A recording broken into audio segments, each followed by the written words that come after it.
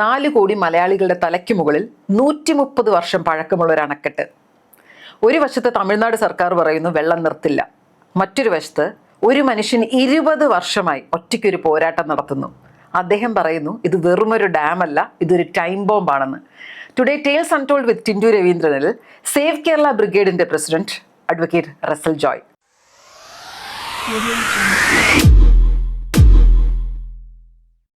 Welcome sir. Welcome sir. കഴിഞ്ഞ കുറേ വർഷങ്ങളായിട്ട് സാർ ഈ മുല്ലപ്പെരിയാർ ഇഷ്യൂവിൻ്റെ പുറകെയാണ്. ഇപ്പം തമിഴ്നാട്ടിലെ പുതിയ സർക്കാർ വന്നു, കേരളത്തിലും പുതിയ സർക്കാർ വന്നു. സാറിന് തോന്നുന്നത് ഇതൊരു ഫ്രഷ് സ്റ്റാർട്ടാണോ അതോ പുതിയ തലവേദനയാണെന്നാണോ? തീർച്ചയായിട്ടും ഒരു ഫ്രഷ് സ്റ്റാർട്ട് തന്നെയാണ്. കാരണം തമിഴ്നാട്ടിലെ മുഖ്യമന്ത്രി കാര്യങ്ങൾ പറഞ്ഞാൽ മനസ്സിലാകുന്ന ഒരു മുഖ്യമന്ത്രിയാണെന്ന് എനിക്ക് മനസ്സിലായിട്ടുണ്ട്. അപ്പോൾ അതുകൊണ്ട് ഞാൻ ശ്രീ വിജയനെ കാണുന്നുണ്ട്. അത് അങ്ങനെ ഒരു കാഴ്ച തരപ്പെടുത്തുന്നത് തന്നെ അവിടുത്തെ കർഷക നേതാക്കളാണെന്ന് അറിയണം. തമിഴ്നാട്ടിലെ കർഷക നേതാക്കളും ആണ് വിജയമായിട്ടുള്ള ഒരു കൂടിക്കാഴ്ചയ്ക്ക് അവസരം ഉണ്ടാക്കുന്നത്. അപ്പോൾ അവർക്ക് കാര്യങ്ങൾ അറിയാം, കർഷക നേതാക്കൾക്ക്. കാരണം ഈ ഡാം തകർന്നു പോയാൽ അറ്റ്ലീസ്റ്റ് തമിഴ്നാടിൻ്റെ എക്കണോമി ഒന്നും കർഷകർക്ക് വലിയ വിഷയമല്ല, അവരുടെ അനുദിന ജീവിതത്തെ ബാധിക്കരുത്, അത് അവർക്ക് നിർബന്ധമുണ്ട്. അതുകൊണ്ട് ഡാം തകരരുത് എന്ന് ആഗ്രഹിക്കുന്ന കർഷക നേതൃത്വവും കർഷകരും തമിഴ്നാട്ടിലുണ്ട്.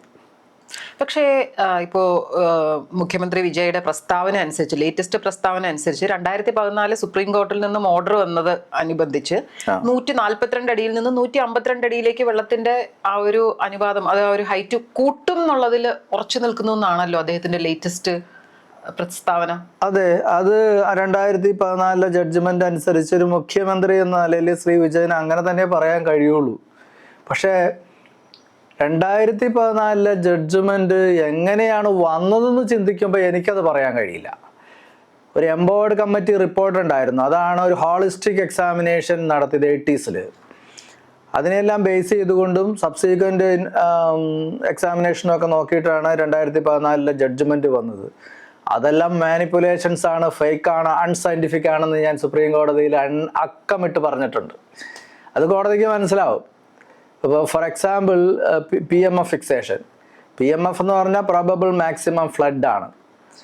ഈ പ്രോബബിൾ മാക്സിമം ഫ്ലഡ് ഒരു ഡാം കൺസ്ട്രക്ട് ചെയ്യുന്നതിന് മുമ്പ് ഫിക്സ് ചെയ്യണം. എന്നിട്ട് അതിനനുസരിച്ചാണ് ഒരു ഡാമിൻ്റെ സ്ട്രക്ചർ കൺസ്ട്രക്ട് ചെയ്യുക. എത്ര പൊക്കം വേണം, എത്ര നീളം വേണം, ബാക്കിയുള്ള എന്തെല്ലാം വേണം എന്നൊക്കെ തീരുമാനിക്കുന്നത് ഈ PMF വെച്ചിട്ടാണ്. മുല്ലപ്പെരിയാർ ഡാമിൻ്റെ ഒരു PMF ഫിക്സ് ചെയ്താൽ ഈ ഡാം പൊളിച്ചളയണം. കാരണം അതിൻ്റെ ഹൈറ്റ് കൂട്ടേണ്ടി വരും, വിഡ്ത്ത് കൂട്ടേണ്ടി വരും, കംപ്ലീറ്റ് സ്ട്രക്ചർ മാറ്റേണ്ടി വരും. ഒരു വാട്ടർ ലെവൽ കഴിഞ്ഞിട്ട് ഒരു ഫ്രീ ബോർഡ് വേണമെന്നുണ്ട്, അതൊക്കെ PMF-ൽ പറയുന്നതാണ്. വാട്ടർ ലെവൽ കഴിഞ്ഞിട്ട് ഇപ്പോൾ 142, അതിൻ്റെ മേലെ ഒരു PMF വേണം. എവിടെയാണോ വാട്ടർ ലെവൽ ഫിക്സ് ചെയ്യുന്നത് അതിൻ്റെ മേലെ PMF പോട്ടെ ഫ്രീ ബോർഡ് വേണം. പക്ഷെ ഇപ്പോൾ ഫ്രീ ബോർഡില്ല. ഫ്രീ ബോർഡിന് പകരം പാരപ്പറ്റ് വാള് കൺസ്ട്രക്ട് ചെയ്ത് വെച്ചിരിക്കുക. അത് അൺസയന്റിഫിക് ആണ്. ആ ഒറ്റ കാരണം മതി മുല്ലപ്പെരിയാർ ഡാം ഡീകമ്മീഷൻ ചെയ്യപ്പെടാൻ. PMF ഫിക്സേഷന് USA-ലേക്ക് എടുക്കേണ്ടത് 10,000 വർഷത്തെ അവൈലബിൾ ഫ്ലഡാണ്. അതായത് ഹിസ്റ്ററിയിൽ ഉള്ള എല്ലാ ഫ്ലഡും എടുക്കും അവർ. അതായത് ഒരു മനുഷ്യൻ്റെ ജീവന് അവരെത്ര പ്രാധാന്യം കൊടുക്കുന്നു എന്നുള്ളതാണ് അതിൻ്റെ വസ്തുത. അപ്പോൾ ഒരു 10,000 വർഷത്തെയാണ് അമേരിക്കൻ സ്റ്റാൻഡേർഡ്. 10,000 വർഷത്തെ എല്ലാം ഡാറ്റ അവൈലബിൾ ആവണമെന്നില്ല. അവൈലബിൾ ഡാറ്റ എടുത്തിട്ടാണ് PMF ഫിക്സ് ചെയ്തിട്ട് ഡാം കൺസ്ട്രക്ഷൻ തുടങ്ങുന്നത് തന്നെ. അത് യൂറോപ്പിലാണെങ്കിൽ 1000 years, ഇന്ത്യയിൽ അറ്റ്ലീസ്റ്റ് ഒരു 100 years എടുത്താൽ തന്നെ ഈ PMF മാറും. PMF മാറും എന്ന് പറഞ്ഞാൽ ഈ മുല്ലപ്പെരിയാർ ഡാമിൻ്റെ എൻ്റയർ സ്ട്രക്ചർ മാറ്റേണ്ടി വരും. കാരണം ഏറ്റവും വലിയ ഫ്ലഡ് ഉണ്ടായത് 1924 1924 ഫ്ലഡിനാണ് പറയുന്നത് 99 വെള്ളപ്പൊക്കം എന്ന് പറയുന്നത്. ആ ഫ്ലഡ് എടുത്തു കഴിഞ്ഞാൽ മുല്ലപ്പെരിയാർ ഡാം പൊളിച്ചു കളയേണ്ടി വരും, നിലനിർത്താൻ പറ്റൂല. PMF ഒക്കെ മാറും. അത് മാത്രമല്ല, അപ്പോൾ ആ PMF ഫിക്സേഷൻ മാത്രം മതി ഇത് ഡീകമ്മീഷൻ ചെയ്യണമെന്ന് പറയാനായിട്ട്. അതൊന്നും സുപ്രീം കോടതിയുടെ പരിഗണനയ്ക്ക് 2014 വന്നിട്ടില്ല. മാത്രമല്ല, ഈ എംപവേർഡ് കമ്മിറ്റി ഇത് നടത്തിയായിരുന്നു, ഒരു ROV സ്റ്റഡി നടത്തിയായിരുന്നു. ഈ ROV സ്റ്റഡിയിൽ മുല്ലപ്പെരിയാർ ഡാം റിസർവോയർ സൈഡിലേക്ക് 20 ഡിഗ്രി ചരിഞ്ഞിട്ടുണ്ട്. അത് സുപ്രീം കോടതിയിൽ വന്നിട്ടില്ല. മാത്രമല്ല 300ഓളം CD അവർ തയ്യാറാക്കിയതിൽ 10-12 CD മാത്രമാണ് സുപ്രീം കോടതി വന്നത്. ഇങ്ങനെ എണ്ണി പറയാനുള്ള മാനിപ്പുലേഷൻസ് ഉണ്ട്. അതുകൊണ്ട് ഈ എംപവേർഡ് കമ്മിറ്റി റിപ്പോർട്ട് അൺസയൻറ്റിഫിക് ആണ്, മാനിപ്പുലേറ്റഡ് ആണ്, ഫേക്ക് ആണെന്ന് വിത്ത് പ്രൂഫ് ഞാൻ സുപ്രീം കോടതി ഹാജരാക്കിയിട്ടുണ്ട്. ഇതൊന്നും വേണ്ടല്ലോ. ഇവിടെ ഒരു earth prone area Kerala 3rd സോണിലാണ്. ഈ അഴിമതിക്കാരെല്ലാവരും കൂടി 84 ഡാംസ് ഉണ്ടാക്കി വെച്ച്, 84 ഡാംസ് എന്ന് പറയുമ്പോൾ ഇപ്പോൾ മുല്ലപ്പെരിയാർ ഡാം തന്നെ 64 സ്ക്വയർ കിലോമീറ്റർ ഫോറസ്റ്റ് ആണ് വെള്ളത്തിനടിയിലാക്കിയത്. എത്ര ജീവികൾ ചത്തുപോയി, മരിച്ചുപോയി. 65 സ്ക്വയർ കിലോമീറ്റർ ഇടുക്കി. അങ്ങനെ 84 ഡാംസ് ഉണ്ടാക്കി വെക്കുമ്പോൾ ഉള്ള പ്രശ്നം എന്താണെന്ന് വെച്ച് കഴിഞ്ഞാൽ, ഇത് നമ്മൾ നോക്കുമ്പോൾ വെള്ളം എങ്ങനെ കിടക്കുന്നത്, അങ്ങനെ വെള്ളം കിടന്നാൽ അതിൻ്റെ അർത്ഥം എന്താ, ആ വെള്ളത്തിൻ്റെ മർദ്ദം താഴേക്കുണ്ടെന്നാണ്. വെള്ളത്തിൻ്റെ ഒരു ഹൈ പ്രഷർ താഴേക്കുണ്ട്. അങ്ങനെ വരുമ്പോൾ ഈ താഴെയുള്ള പ്ലേറ്റ്സ്, റോക്സിൻ്റെ ഒരു പ്ലേറ്റ്സ് ഉണ്ടല്ലോ, ആ പ്ലേറ്റ്സ് ഇങ്ങനെ തെന്നി മാറും. അത് സ്വാഭാവികം. ഈ പ്രഷർ താങ്ങാനാവാതെ റോക്സ് തെന്നി മാറുക സ്വാഭാവികം. ഇവിടെ നിന്ന് തെന്നി മാറി നൈബറിങ് സ്റ്റേറ്റ് വരെ പോയിട്ടുണ്ട് റോക്സ്, ഭൂമിക്കടിയിലുള്ള റോക്സ്. അപ്പം അങ്ങനെ തെന്നി മാറുമ്പോൾ എന്ത് വെച്ചെന്നറിയോ, വലിയ ഗർത്തങ്ങൾ എല്ലാ ഡാമിൻ്റെ അടിയിലും വലിയ ഗർത്തങ്ങൾ രൂപപ്പെട്ടിട്ടുണ്ട്.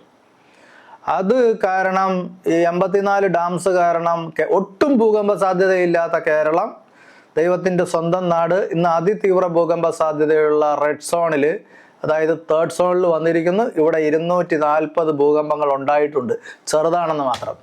ഒരു വലിയ ഭൂകമ്പം ഉണ്ടായി 1900 നല്ലേപ്പള്ളി എന്ന് പറയുന്ന പാലക്കാടൻ, ചിറ്റൂർ താലൂക്കിലെ പാലക്കാടൻ ഗ്രാമത്തിൽ. അത് 6.1 മാഗ്നിറ്റ്യൂഡാണ് വന്നത്. അതിന് കോയമ്പത്തൂർ ഭൂകമ്പം എന്നാണ് പറയുന്നത്. കോയമ്പത്തൂർ, പൊള്ളാച്ചി, സേലം, പിന്നെ കൊച്ചി, ഇങ്ങനെയുള്ള ഏരിയ മുഴുവനും അതിൻ്റെ പ്രകമ്പനങ്ങളുണ്ടായി. അന്ന് കേരളം ഒന്നും ഇത്ര ഡെവലപ്ഡ് അല്ല, ഇത്ര ബിൽഡിങ്സ് ഒന്നുമില്ല. പാലക്കാടിനെ സംബന്ധിച്ച് ഒട്ടും ഡെവലപ്ഡ് അല്ല. അപ്പം അതുകൊണ്ട് വലിയ ഒത്തിരി ആൾക്കാർ മരിച്ചു, ഒത്തിരി കെട്ടിടങ്ങളൊക്കെ വീണു, പക്ഷേ വലിയ ഡാമേജ് ഉണ്ടായില്ല.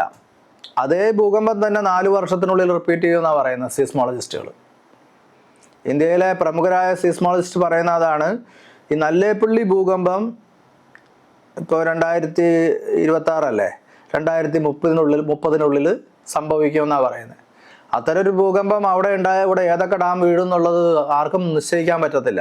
അതുപോലെ തന്നെ ഈ 240 ഭൂകമ്പങ്ങളിൽ മാക്സിമം മാഗ്നിറ്റ്യൂഡ് വന്നിരിക്കുന്നത് 4.1 ആണ്. ഇതെല്ലാം കേരള സർക്കാരിൻ്റെ റെക്കോർഡ്സ് ആട്ടോ, ഞാൻ ചുമ്മാ അവിടെ ഇരുന്ന് പറയുന്നതൊന്നുമല്ല. ഇത് KSEBിയുടെ റെക്കോർഡാണ്. അത് സുപ്രീം കോടതിയിൽ ഹാജരാക്കിയിട്ടുണ്ട്. ഈ 4.1 ആണ് ഏറ്റവും കൂടുതൽ മാഗ്നിറ്റ്യൂഡ് വന്നത്. ഈ വൈറ്റില പോലും ഒരു എപ്പി സെൻ്ററാണ്. അത് പുറത്ത് പറഞ്ഞിട്ടില്ല, ജനം പാനിക്കായെങ്കിലോ എന്ന് വിചാരിച്ചിട്ട്. ഇത് അൺഓതറൈസ്ഡ് ആയിട്ടുള്ള കിട്ടിയ ഇൻഫർമേഷനാണ്. അപ്പം പാനിക് ആവേണ്ടടുത്ത് പാനിക് ആവുക തന്നെ വേണം, എന്നാലല്ലേ നമ്മൾ പ്രിക്കോഷൻസ് എടുക്കുകയുള്ളൂ. അല്ലെങ്കിൽ നമ്മൾ ഇങ്ങനെ മണ്ടനായിട്ട് ഇരിക്കുകയല്ലേ ഉള്ളൂ. അപ്പം ഈ 4.1 മാഗ്നിറ്റ്യൂഡ് ഉണ്ടായത്, കേരളത്തിൽ ഉണ്ടായത് മുല്ലപ്പെരിയാർ ഡാമിൻ്റെ വിസിനിറ്റിയിലാണ് സംഭവിച്ചെങ്കിൽ അപ്പം തന്നെ ഡാം വീഴും. മനസ്സിലായി? ഈ ഡാമിൽ 1979 ഒരു ക്രാക്ക് വന്നിട്ടുണ്ട് ഭൂകമ്പം കൊണ്ട്. അവിടെ ഉണ്ടായതാണ് ഭൂകമ്പം. ചെറിയ ഭൂകമ്പം ആയതുകൊണ്ട്, ചെറിയ മൈനർ ഭൂകമ്പം ആയതുകൊണ്ടാണ്. 1979 ഉണ്ടായിട്ടുണ്ട്, 2011 ഉണ്ടായിട്ടുണ്ട്. ഈ ഈ ഈ ചെറു ഭൂകമ്പങ്ങൾ കൊണ്ട് മുല്ലപ്പെരിയാർ ഡാമിന് ക്രാക്ക് വന്നിട്ടുണ്ട്. ഇനി പെനിക്കുക്ക് ഡാം കൺസ്ട്രക്ട് ചെയ്ത് വെള്ളം നിറച്ചല്ല, അപ്പം തന്നെ ക്രാക്ക് വന്നിട്ടുണ്ട്. അതിപ്പോഴും ഉണ്ട്. ഇന്നേ വരെ അത് ക്യൂർ ചെയ്യാൻ പറ്റിയിട്ടില്ല. അപ്പം ഇതെല്ലാം സുപ്രീം കോടതിയുടെ പരിഗണനയിൽ, ശ്രദ്ധയിൽ വന്നിട്ടുണ്ടായിരുന്നു 2014 എങ്കിൽ ജഡ്ജ്മെന്റ് വേറെ ആയേനെ. അതെല്ലാം ഞാനിപ്പോൾ സുപ്രീം കോടതിയുടെ ശ്രദ്ധയിൽ റെസ്പെക്റ്റീവ് ഗവൺമെന്റ്സ് മറച്ചു വെച്ച കാര്യങ്ങൾ വിത്ത് എവിഡൻസ് ഞാനിപ്പോൾ സുപ്രീം കോടതിയുടെ മുമ്പിൽ കൊണ്ടുവന്നിട്ടുണ്ട്. കേരള ഗവൺമെന്റ് സപ്പോർട്ട് ചെയ്യട്ടെ. കേരള ഗവൺമെന്റ് കുറ്റകരമായൊരു വീഴ്ച ഇപ്പം ചെയ്തിട്ടുണ്ട്. അത് ആരാണ് അതിൻ്റെ പിന്നിലെന്ന് എനിക്ക് വ്യക്തമായിട്ട് അറിയാം, ഏത് ഉദ്യോഗസ്ഥനാണെന്നും എനിക്കറിയാം. കഴിഞ്ഞ ഒക്ടോബർ 13 കൊടുത്ത സുപ്രീം കോടതി കൊടുത്ത ഡയറക്ഷനാണ് ഈ ഡാം പൊളിച്ചു കളയാതിരിക്കാനായിട്ട് കാരണമുണ്ടെങ്കിൽ പറയാൻ പറഞ്ഞിട്ട്. അതിന് കേരള സർക്കാർ ആ ഫയൽ പൂഴ്ത്തി വെച്ചിരിക്കുക. മനസ്സിലായ? നമ്മൾ ആലോചിക്കണം, കേരളത്തിൽ ജീവിക്കുന്ന ജനങ്ങൾ ആലോചിക്കണം. നമ്മുടെ ഗവൺമെൻറ്, തമിഴ്നാടാണെങ്കിൽ നമുക്ക് എന്തെങ്കിലും ആവട്ടെ എന്ന് വിചാരിക്കാം, നമ്മുടെ ഗവൺമെൻറ് ഇത്രയും നാളായിട്ട് അതിനൊരു സപ്പോർട്ട് അഫിഡവിറ്റ് സുപ്രീം കോടതിയിൽ ഫയൽ ചെയ്യാതെ അനങ്ങാതിരിക്കുകയാണ്. അപ്പം നമ്മൾ മനസ്സിലാക്കേണ്ടത് എന്താണ്? ഇറിഗേഷൻ ഡിപ്പാർട്ട്മെൻറ്റിലെ അല്ലെങ്കിൽ KSEBയിലെ അല്ലെങ്കിൽ സംസ്ഥാന സർക്കാരിൻ്റെ ഉദ്യോഗസ്ഥന്മാർ പലരും തമിഴ്നാട് പക്ഷപാതികളാണെന്ന് നമ്മൾ തിരിച്ചറിയണം. അവരെയൊക്കെ ജനങ്ങൾ കണ്ടെത്തണം. അല്ലെങ്കിൽ പിന്നെ ഇവിടെ ജനങ്ങളായിട്ടിരുന്നിട്ട് എന്താ കാര്യമുള്ളത്? ആരാണ് നമ്മുടെ ടാക്സ് മേടിച്ച് ശമ്പളം മേടിച്ച് നമുക്കിട്ട് തന്നെ പാര പണിയണത് ആരാണെന്ന് ഈ നാട്ടിലെ ജനങ്ങൾ കണ്ടെത്തണം. ഏത് ഉദ്യോഗസ്ഥനാണെന്നുള്ളത് കണ്ടെത്തണം. നമ്മൾ വൈകിക്കൂടാ. കാരണം എന്താ വെച്ച് കഴിഞ്ഞാൽ ഇത് നമ്മളുടെ മക്കളുടെ ജീവനാണ്, നമ്മുടെ സഹോദരന്മാരുടെ ജീവനാണ്, സഹോദരിമാരുടെ ജീവനാണ്, അച്ഛൻ്റെ അമ്മയുടെ ഒക്കെ ജീവിതമാണ്. അത് വെച്ചിട്ട് ഈ ഉദ്യോഗസ്ഥന്മാർ കളിക്കാൻ നമ്മൾ വിടരുത്, കണ്ടെത്തണം. എന്തുകൊണ്ട് ഒക്ടോബർ മാസം 13 കഴിഞ്ഞ 2025 ഒക്ടോബർ മാസം 13 വന്ന സുപ്രീം കോടതിയുടെ ഡയറക്ഷന് കേരളം പ്രതികരിച്ചിട്ടില്ല? കേരളത്തിലെ ഭരണ നേതൃത്വത്തെ യഥാവിധി ഉദ്യോഗസ്ഥന്മാർ ഇത് അറിയിച്ചിട്ടില്ല എന്നുള്ളത് പരിശോധിക്കപ്പെടണം. ഇതൊരു വളരെ പവർഫുൾ ആയിട്ടുള്ള ഒരു ചോദ്യമാണ്. നമ്മൾ ഉദ്യോഗസ്ഥരെയും ഗവൺമെന്റിനെയും എല്ലാം ഇതിലെന്തായാലും ടാഗ് ചെയ്യുന്നതാണ്. We need an answer. സാറിൻ്റെ ഇത്രയും സയൻറ്റിഫിക്കലി ബാക്ക്ഡ് ആയിട്ടുള്ള ഡേറ്റ വെച്ചിട്ട് എനിക്ക് തോന്നുന്നത് നമ്മളിപ്പം എഡ്യൂക്കേഷൻ വൈസ് കേരളം ഭയങ്കര മുന്നോട്ടാണ്. എല്ലാവരും ഇന്ത്യ മുഴുവൻ പറയുന്നത് ഏറ്റവും എന്താ പറയുക എഴുത്തും വായനയും ഉള്ളത്, സാക്ഷരതയുള്ള സംസ്ഥാനം, എഡ്യൂക്കേഷൻ വൈസ് നമ്മളെല്ലാവരും ഭയങ്കര മുന്നോട്ടാണെന്ന്. പക്ഷേ ഒരു മോഹൻജദാരോ ഒരു നളന്തയോ ഒക്കെ പോലെ ഒത്തിരി വർഷങ്ങൾ കഴിഞ്ഞ് റിസർച്ചേഴ്സൊക്കെ ഇവിടെ വന്ന് നമുക്കൊരു നല്ല സംസ്കാരം ഉണ്ടായിരുന്നു, ഇവിടെ നല്ല ജനങ്ങൾ ഉണ്ടായിരുന്നു എന്ന് നമ്മുടെ ആ ഒരു സംസ്കാരത്തിനെ കുറിച്ച് നമ്മളെല്ലാവരും മണ്ണടിഞ്ഞു പോയിട്ട് പഠിക്കാൻ വേണ്ടിയിട്ട് വെയിറ്റ് ചെയ്യുന്ന ഫൂൾസ് ആണ് നമ്മളെന്ന് സാറിന് തോന്നുന്നുണ്ടോ? അല്ല, ഞാൻ പലപ്പോഴും അങ്ങനെ ചിന്തിച്ചിട്ടുണ്ട്. ടിൻഡു പറയുന്ന കാര്യം, ഒരു കാലത്ത് ഇവിടെ ഒരു ഗവേഷകന്മാർ വരാം, ഇവിടെ ഒരു സംസ്കാരം ഉണ്ടായിരുന്നു, നല്ലൊരു ഭാഷയുണ്ടായിരുന്നു, വൃത്തിയുള്ള ജനങ്ങളുണ്ടായിരുന്നു. അവർ എന്തുകൊണ്ടാണ് നാമാവശേഷമായി പോയത്? ഇവിടെ എന്താണ് പുല്ലുക പോലും മുളയ്ക്കാത്ത ഊഷരഭൂമിയായിട്ട് ഈ പ്രവിശ്യ മാറിയതെന്ന് പഠിക്കാൻ തീർച്ചയായിട്ടും ആൾക്കാർ വരും. മുല്ലപ്പെരിയാർ ഡാം തകർന്നാൽ, പക്ഷെ ഞാൻ തകരാൻ വിടത്തില്ലല്ലോ. ഞാൻ തകരാൻ വിടത്തില്ല. എനിക്കൊരു മിസ്റ്റേക്കായിട്ട് പറയുകയാണെങ്കിൽ, ഐ മീൻ സ്പിരിച്വലായിട്ട് ചിന്തിക്കുന്ന ഒരാളാണ് ഞാൻ മാത്രമല്ല, KSEBയിലെയും ഇറിഗേഷൻ ഡിപ്പാർട്ട്മെൻറ്റിലെയും സർക്കാരിലെ പല ഉദ്യോഗസ്ഥന്മാരും ടോപ്പ് ഒഫീഷ്യൽസ് പറയുന്നുണ്ട്. കാരണം അവർക്ക് മുല്ലപ്പെരിയാർ ഡാമിനെ കുറിച്ച് വളരെ കൃത്യമായ അറിവുണ്ട്. അപ്പോൾ അവർ വളരെ അത്ഭുതത്തോടു കൂടിയാണ് മുല്ലപ്പെരിയാർ ഡാമിനെ നോക്കിക്കാണുന്നത്. ഈ ഡാം വീഴാതെ നിൽക്കുന്നത് അത്ഭുതമാണെന്ന് എല്ലാവരും പറയുന്നു. എല്ലാവരും, ഒരാൾ പോലും എക്സെപ്ഷൻ ഇല്ലാതെ എന്നോട് പറഞ്ഞിട്ടുണ്ട്. അപ്പോൾ അവർ പറയുന്നത് റസൽ ഇങ്ങനെ ഹോണസ്റ്റായിട്ട് ഇതിൻ്റെ ഫ്രണ്ടിൽ നിൽക്കുന്നത് കൊണ്ട് ദൈവം പിടിച്ചു നിർത്തിയിരിക്കുന്ന ഒരു ഡാം എന്നാ പറയുന്നത്. അപ്പോൾ അത് ഞാനും വിശ്വസിക്കുന്നുണ്ട്. അതുകൊണ്ട് എനിക്കൊരു പരിഹാരം ഉണ്ടാക്കാൻ കഴിയുന്നത് വരെ ദൈവം തന്നെ ഡാമിനെ പിടിച്ചു നിർത്തും എന്നാണ് ഞാനും വിശ്വസിക്കുന്നത്. സർ, തമിഴ്നാട്ടിൽ നിന്നുള്ള കുറച്ച് എഞ്ചിനീയേഴ്സ്, പിന്നെ കുറച്ച് ഇൻഡിപെൻഡൻ്റ് ആയിട്ടുള്ള എക്സ്പെർട്സ്, ഇവരൊക്കെ പറയുന്നത് നമ്മുടെ സേവ് കേരള ബ്രിഗേഡ് എന്ന് പറയുന്നത് ആൾക്കാരിൽ ഭയം ഉണ്ടാക്കാൻ വേണ്ടിയിട്ട് ഒരു ഫിയർ മോങ്കറിങ് സിസ്റ്റമാണ് എന്ന് പലരും അവകാശപ്പെട്ടിട്ടുണ്ട്. ഇതിനെക്കുറിച്ച് സാറിൻ്റെ ഒരു തിരിച്ചടി അല്ലെങ്കിൽ സാറിന് പറയാനുള്ളത് എന്താണ്? അല്ല, ഫിയർ എന്ന് വെച്ച് കഴിഞ്ഞാൽ അത്യാവശ്യം ഫിയർ ഉണ്ടാകുന്നത് ബുദ്ധിയുള്ള ആൾക്കാർക്കാണ്. ബുദ്ധിയില്ലാത്തവന് വന്ന ബുദ്ധികൾക്ക് വല്ല ഫിയറും ഉണ്ടോ? ഇല്ലല്ലോ. അപ്പോൾ ഫിയർ എന്ന് പറയുന്ന ഒരു വികാരം തന്നെ നമ്മൾ പ്രിക്കോഷൻസ് എടുക്കാൻ വേണ്ടിയിട്ടാണ്. ഇപ്പോൾ നമ്മൾ IMD പ്രഡിക്ഷൻസ് പറയും അടുത്ത 24 മണിക്കൂറിനുള്ളിൽ വലിയ മഴ പെയ്യും, ഇടിമിന്നലോട് കൂടിയ മഴയുണ്ടാവും. നമ്മളെ പേടിപ്പിക്കാൻ പറയണതാണോ? പ്രിക്കോഷൻസ് എടുക്കാൻ പറയണതല്ലേ. നിങ്ങൾ ജാഗരൂകരായിരിക്കുക, ഇങ്ങനെ വരാൻ സാധ്യതയുണ്ട്. അപ്പോൾ അതാ ഞാൻ പറയുന്നത്. 50-ലേറെ ഡാമുകൾ തകർന്ന് ലക്ഷക്കണക്കിന് ആളുകൾ മരിച്ച ഒരു രാജ്യത്ത് നിന്ന് ഞാൻ പറയുന്നത് മുല്ലപ്പെരിയാർ ഡാം പൊട്ടാൻ സാധ്യതയുണ്ട്, നിങ്ങൾ പ്രിക്കോഷൻസ് എടുക്കുമെന്നാണ്. മനസ്സിലായോ? അപ്പൊ ആ ഒരു ആരെങ്കിലും പറയണ്ടേ? എല്ലാവരും ഇങ്ങനെ ഈ 50-ലേറെ ഡാംസ് തകർന്നിടത്തും എന്നെ പോലെയുള്ള ആളുകൾ ഉണ്ടായിരുന്നു. അവര് പറഞ്ഞു ഡാം പൊട്ടുമെന്ന്. അത് കേൾക്കാൻ ചെവി കൊള്ളാത്തത് കൊണ്ടല്ലേ അത് സംഭവിച്ചത്. ചൈനയിലെ ബാൻഗിയാവ് ഡാമിന്റെ കാര്യം എടുത്താൽ നമുക്ക് അത് മനസ്സിലാവും. ചെൻസിങ് എന്ന് പറയുന്ന, ഇപ്പൊ ചില ആളുകൾ എന്നെ കേരള ചെൻസിങ് എന്ന് വിളിക്കാറുണ്ട്. ചെൻസിങ് എന്ന് പറയുന്ന ഒരാള് ചൈനയിൽ ഉടനീളം നടന്ന് കരഞ്ഞു പറഞ്ഞതാണ് ഈ ഡാം തകരും എന്നുള്ളത്. അവസാനം നമ്മുടെ ഇവിടുത്തെ ഇപ്പോഴത്തെ ഗവൺമെന്റുകളൊക്കെ കാണിക്കുന്ന പോലെ ചൈനീസ് ഗവൺമെന്റ് പറഞ്ഞു അതെങ്കിലും തകരുമൊന്നുമില്ല, അത് ഇവിടെ ആൾക്കാർ പറയില്ലേ മേസൺറി ഡാമാണ്, ഗ്രാവിറ്റി ഡാമാണ്, ആനയാണ്, ചൈനയാണെന്നൊക്കെ പറയണ പോലെ ഒത്തിരി ആളുകൾ അവിടെ പറഞ്ഞുകൊണ്ട് നടന്നതാണ് ഇതിനെതിരെ, ചെൻസിങ്ങിനെതിരെ. എന്നിട്ടും നിർത്താതെ ചെൻസിങ് ഇത് പറഞ്ഞപ്പോൾ ചൈനീസ് ഗവൺമെന്റ് ഒരു അന്വേഷണ കമ്മീഷനെ വെച്ചു. ആ കമ്മീഷന്റെ റിപ്പോർട്ട് എന്താണെന്ന് വെച്ചാൽ ബാൻഗിയാവ് ഡാം വീക്കാണ്, പക്ഷെ പൊട്ടാലൊന്നും പോകുന്നൊന്നുമില്ല, അതിന്റെ നെസസറി റിപ്പയർ, ഇപ്പൊ പറയണ പോലെ നെസസറി റിപ്പയറിങ് വർക്കൊക്കെ ചെയ്താൽ മതി, ഇത് പൊയ്ക്കോളും, കാലാകാലം പൊയ്ക്കോളും എന്ന് പറഞ്ഞു. ഒരു രാത്രി 2 മണിയായപ്പം വലിയ ഒരു ശബ്ദം കേട്ട്. ഭാര്യ ഭർത്താവിനെ വിളിച്ചെഴുന്നേപ്പിച്ചു, ലോകം അവസാനിച്ചെന്ന് പറഞ്ഞു. എന്തോ വലിയ അത്തരം ഒരു ശബ്ദം അതിനു മുമ്പ് കേട്ടിട്ടില്ല. ഇടിവെട്ടൊന്നുമല്ല, ഭാര്യ ഭർത്താവിനെ വിളിച്ചു വലിയൊരു ശബ്ദം കേട്ടു, ലോകം അവസാനിക്കാൻ പോകാണോ? ഭർത്താവ് പുറത്തിറങ്ങി നോക്കി. ഭർത്താവ് പറഞ്ഞ് ലോകം അവസാനിക്കുന്നതല്ല, നമ്മൾ അവസാനിക്കാൻ പോവുക. കാരണം എന്താ? ബാൻഗിയാവ് ഡാം തകർന്ന്.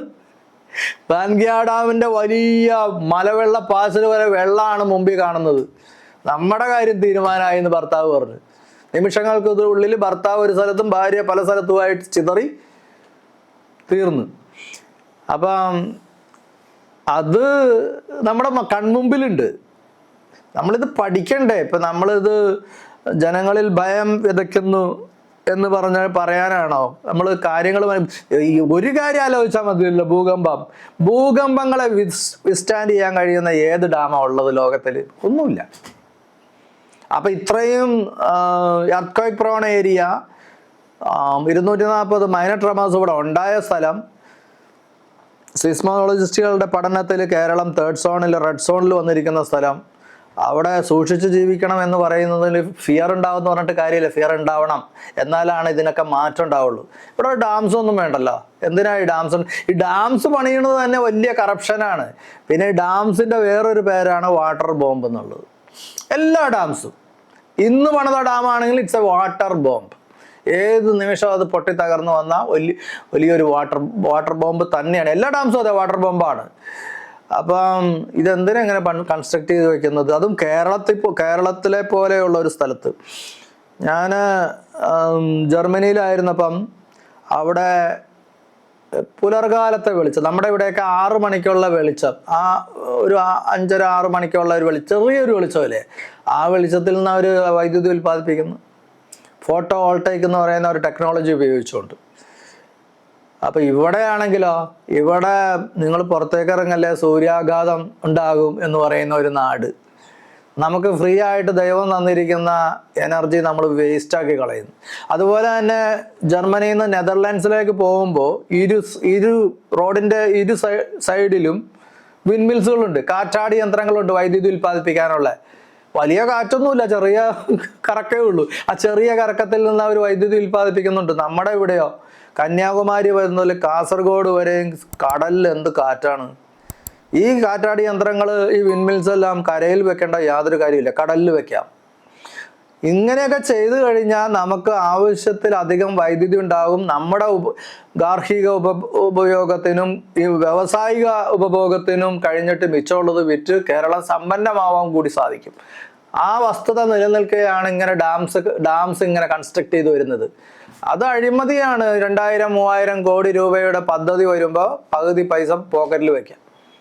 അല്ലാണ്ട് ഇത് നാടിന്റെ നന്മയ്ക്കല്ല ഡാംസ് ഉണ്ടാക്കി വെച്ചിരിക്കുന്നത്. കേരളം പോലെ ഒരു ചെറിയ സ്ഥലത്ത്, ഒരു സ്ഥലത്ത് വെസ്റ്റേൺ ഗട്ട്സും മറുവശത്ത് അറേബ്യൻ സീ, ഇതിന്റെ നടുക്കുള്ള സുന്ദരമായ ഒരു സ്ഥലം. ഇവിടെ 84 ഡാംസ് പണിത് വെച്ച് ഈ വലിയ മർദ്ദം ഭൂമി ദേവിയെ ഏൽപ്പിച്ച് പ്രകൃതി പ്രതികരിക്കും. കാരണം എന്ന് വെച്ചാൽ പ്രകൃതിക്ക് ഒരു ഇക്വിലിബ്രിയം ഉണ്ട്. ഒരു പുഴ എവിടെ ഉത്ഭവിക്കണം, എങ്ങോട്ടൊഴുകണം, കടലിൽ പതിക്കണോ വേണ്ടതെന്നൊക്കെ പ്രകൃതി തീരുമാനിച്ചിട്ടുണ്ട്.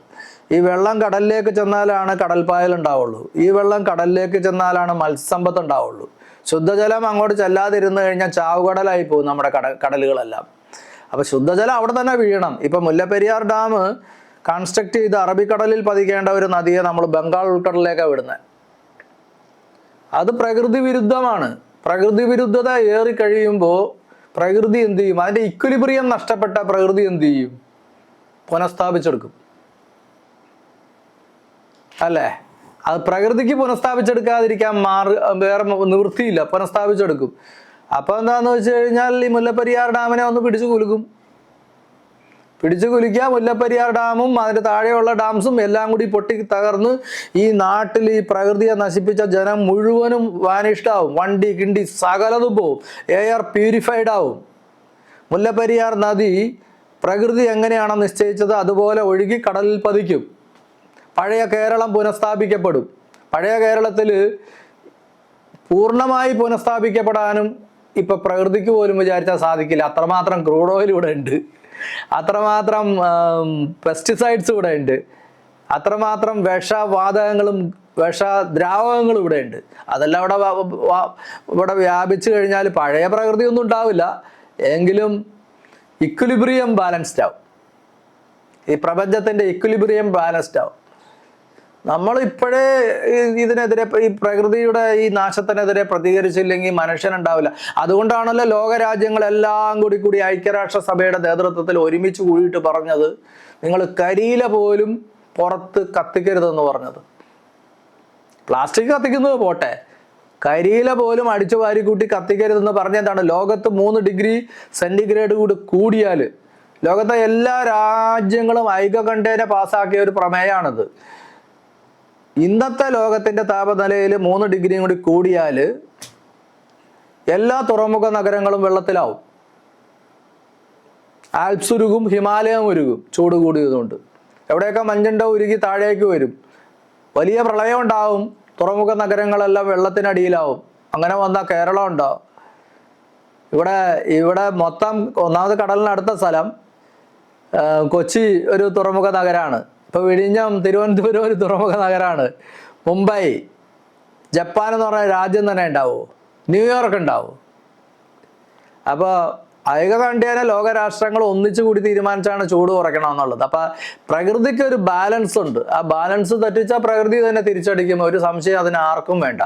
മുല്ലപ്പെരിയാർ ഡാം തകരണം എന്നുള്ളതാണ് പ്രകൃതിയുടെ നീതി.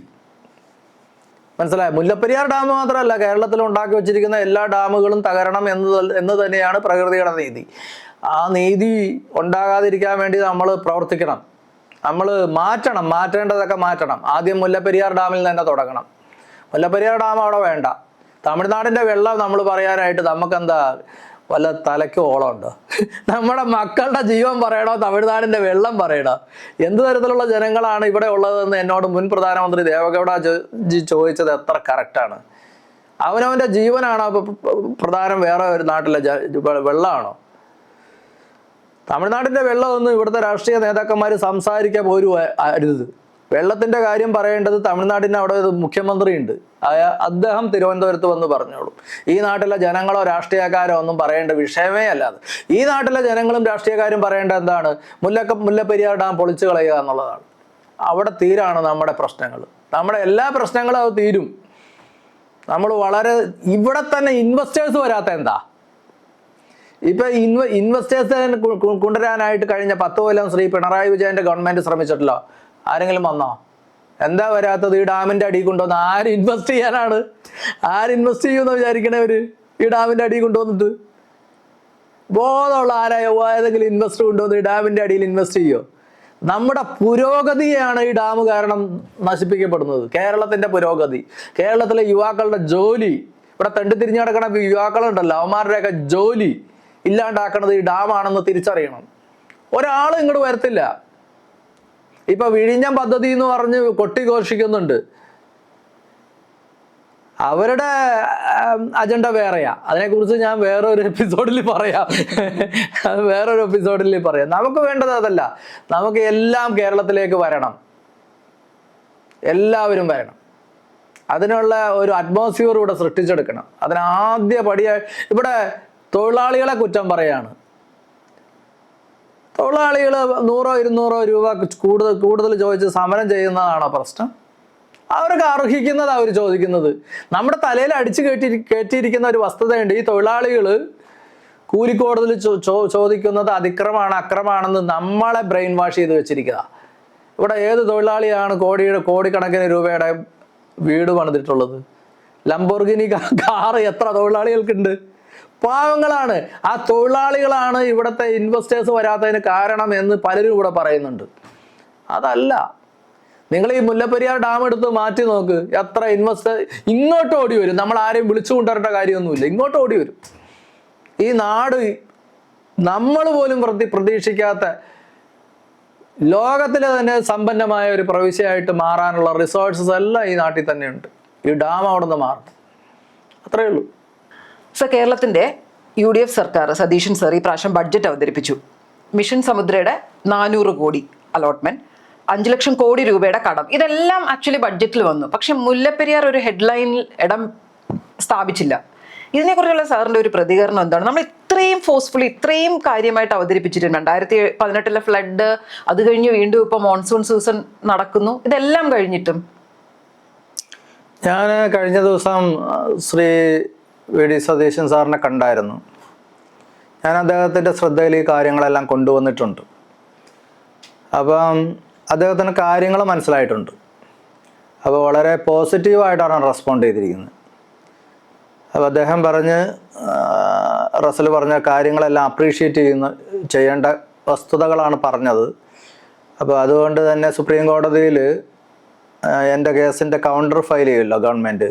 അപ്പോൾ ഈ കാര്യങ്ങളെല്ലാം പറയാം എന്ന് വളരെ പോസിറ്റീവായിട്ട് കേരള പക്ഷത്ത് നിന്നുകൊണ്ടാണ് ബഹുമാനപ്പെട്ട മുഖ്യമന്ത്രി സംസാരിച്ചിട്ടുള്ളത്. കാരണം അദ്ദേഹത്തിന് അങ്ങനെയേ ഇനി സംസാരിക്കാൻ പറ്റൂ. കാരണം ചില കാര്യങ്ങൾ ചില സമയത്ത് നടക്കേണ്ടതായിട്ടുണ്ട്. ഇനി അദ്ദേഹം വിചാരിച്ചാൽ പോലും ഇതിനൊരു നെഗറ്റീവായിട്ടുള്ളൊരു അഭിപ്രായം സുപ്രീം കോടതിയിൽ പറയാനായിട്ട് ഈ പ്രകൃതി സമ്മതിക്കില്ല. മനസ്സിലാക്കുക. സമയമായി. മുല്ലപ്പെരിയാർ പ്രശ്നത്തിന് പരിഹാരം കണ്ടെത്തേണ്ട സമയമായി. ഇനി പരിഹാരം ഉണ്ടാവുള്ളൂ. അതിന് ആർക്കും എതിര് നിൽക്കുക, ഒരു മുഖ്യമന്ത്രിക്കോ ഒരു ഇറിഗേഷൻ മിനിസ്റ്റർക്കോ ഒരു ഗവൺമെൻറ്റിനോ ഇനി എതിര് നിൽക്കാൻ പറ്റില്ല. അപ്പോൾ ഇന്നിപ്പം മുഖ്യമന്ത്രി വളരെ പോസിറ്റീവായി വന്ന് എൻ്റെ അടുത്തിരുന്ന് ഇക്കാര്യങ്ങൾ പ്രോമിസ് ചെയ്തത് ഒരു പോസിറ്റീവ് സൈനാണ്. അതുപോലെ തന്നെ ഞാൻ ഇറിഗേഷൻ മിനിസ്റ്ററെയും കാണുന്നുണ്ട്. അദ്ദേഹവും പോസിറ്റീവായിട്ട് വരും, 100% വന്നേ പറ്റൂ. കാരണം സമയമായി, ഈ പ്രശ്നം പരിഹരിക്കേണ്ട സമയമായി. പിന്നെ വിജയനെ ഞാൻ കാണുന്നു എന്ന് നേരത്തെ ഞാൻ പറഞ്ഞല്ലോ. പിന്നെ എന്നോടൊരു ഇവിടുത്തെ ഒരു MP പറഞ്ഞു, ഞാൻ പ്രധാനമന്ത്രിയുടെ അടുത്ത് കൊണ്ടുപോകാമെന്ന് പറഞ്ഞു. ഏത് MP ആണെന്ന് ചിലപ്പോൾ നമുക്ക് പിടികിട്ടി കാണും. പ്രധാനമന്ത്രിയായിട്ട് അടുപ്പമുള്ള MP അറിയാമല്ലോ. അപ്പോൾ അദ്ദേഹം പറഞ്ഞ ഈ വിഷയങ്ങളൊക്കെ റസൽ എന്തുമാത്രം കഷ്ടപ്പെട്ട് ഇങ്ങനെ നടക്കുന്നു, ഈ വിഷയമെല്ലാം പ്രധാനമന്ത്രിയുടെ ശ്രദ്ധയിൽപ്പെടുത്തണം. ഇപ്പം നമ്മുടെ ഒരു പെറ്റീഷൻ ഉണ്ട് ഓൺലൈനിൽ. അതൊരു ഗ്ലോബൽ പ്ലാറ്റ്ഫോമിലാണ്, change.org എന്ന് പറഞ്ഞിട്ട്.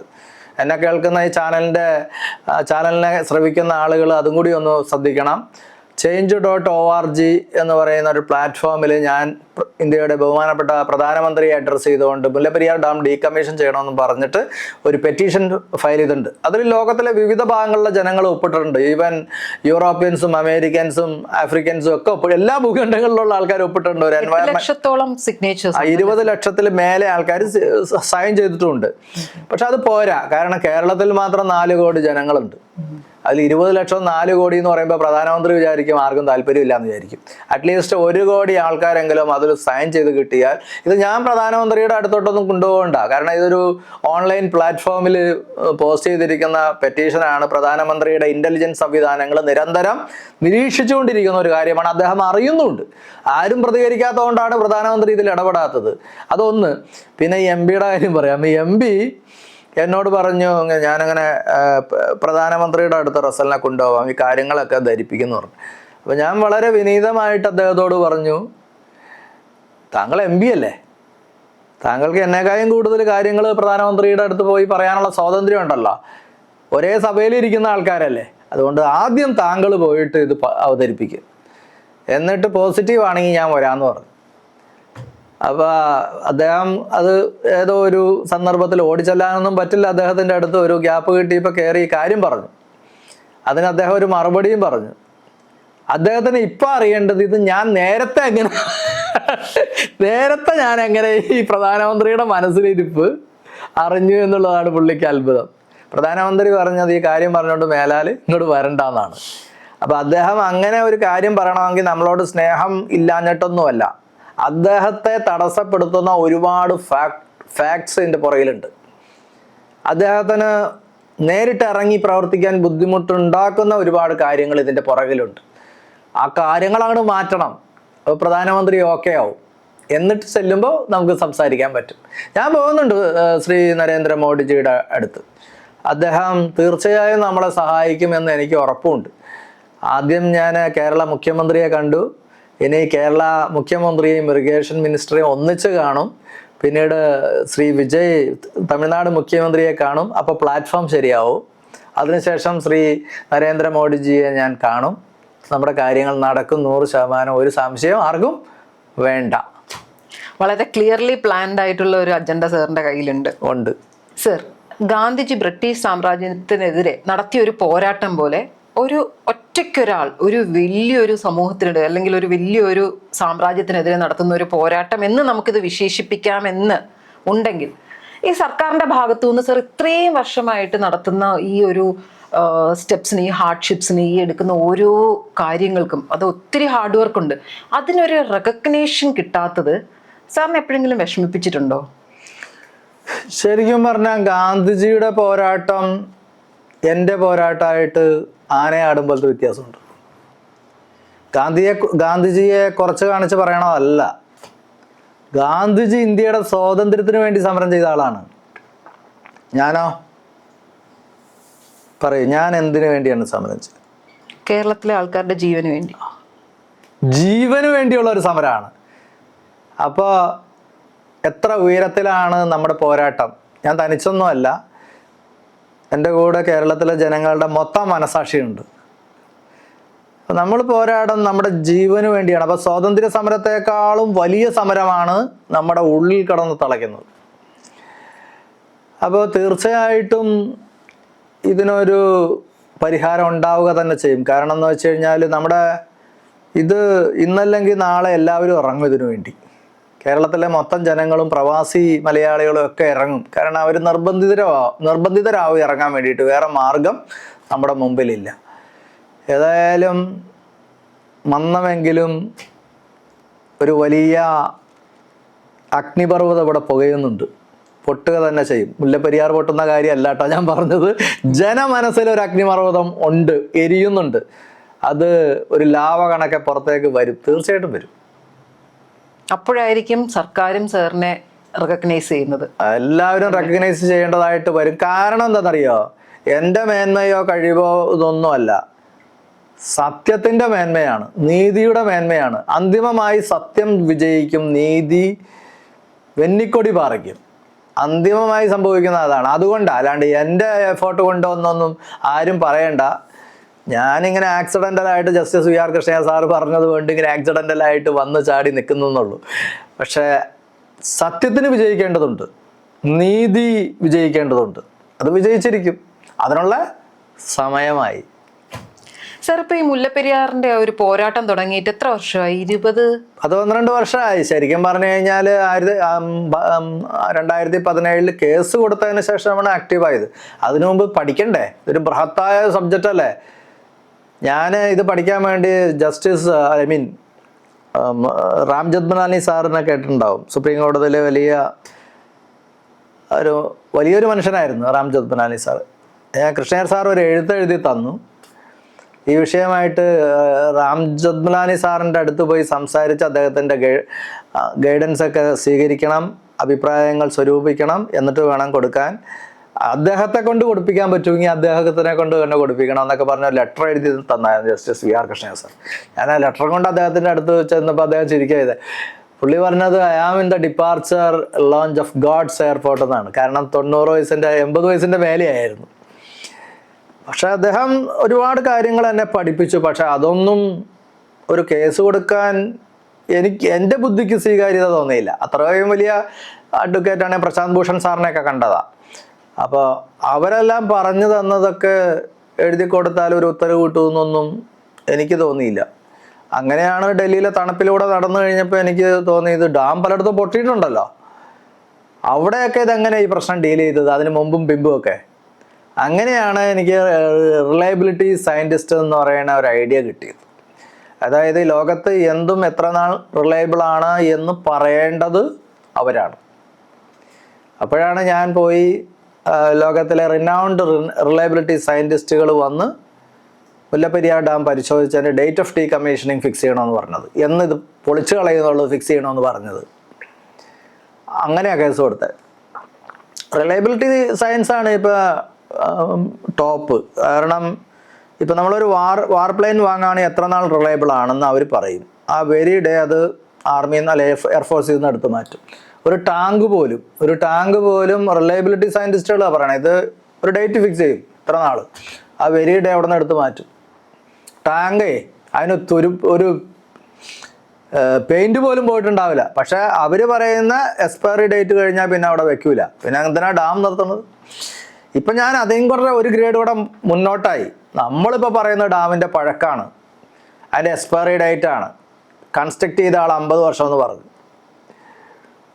അപ്പോൾ ഡാം 130 വർഷമായി. 130 വർഷം ഉള്ള ഡാം അവിടെ നിർത്തണ്ട, വേറെ ഒരെണ്ണം പണിയട്ടെ. അല്ലെങ്കിൽ ഓൾട്ടർനേറ്റീവായിട്ട് എന്താണ് തമിഴ്നാട് പറയണത് അത് ചെയ്ത് കൊടുക്കട്ടെ. അത്രേ നമ്മൾ പറയണുള്ളൂ. നമ്മളെന്തിനാണ് കാട് കയറി പോണത്? റിലയബിലിറ്റി സയൻറ്റിസ്റ്റും വരണ്ട, ആരും വരണ്ട. 130 വർഷം പഴക്കമായി. Displace it, demolish it, finished, അത്രയേ ഉള്ളൂ.